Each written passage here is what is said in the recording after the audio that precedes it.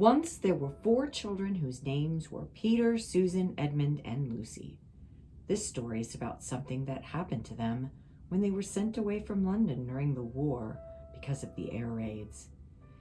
They were sent to the house of an old professor who lived in the heart of the country, 10 miles from the nearest railway station and 2 miles from the nearest post office. He had no wife, and he lived in a very large house with a housekeeper called Mrs. Macready and 3 servants.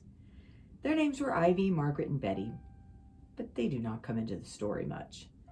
He himself was a very old man with shaggy white hair, which grew over most of his face as well as on his head, and they liked him almost at once.